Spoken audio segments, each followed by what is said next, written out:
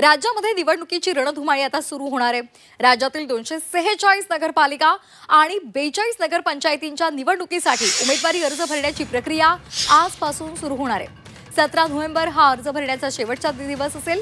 महाविकास आघाडी आणि महायुतीमधील घटक पक्षांमध्ये राज्य पातळीवर युती आघाडी संदर्भात कुठलाही ठोस निर्णय झालेला नाही आणि त्यामुळे आता या निवडणुकांमध्ये अनेक नवी समीकरणं जुळून येण्याची शक्यता आहे। नगरपालिकांसाठी 2 डिसेंबरला मतदान आहे तर 3 डिसेंबरला मतमोजणी होणार आहे।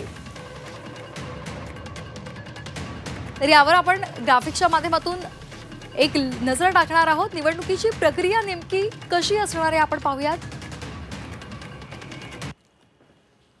उमेदवारी अर्ज प्रक्रिया 10 ते 17 नोव्हेंबर या दरम्यान पार पडणार आहे।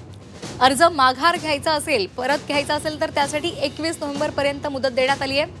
मतदान 2 डिसेंबरला असेल आणि मतमोजणी 3 डिसेंबरला असेल।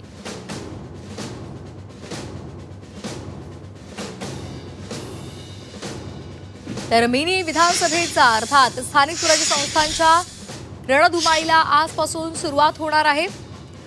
निवडणुकीमध्ये नवी समीकरणं यावेळेला जुळून येण्याची शक्यता आहे। नगरपालिका आणि नगरपंचायतींसाठी अर्ज प्रक्रिया आजपासून सुरू होणार आहे।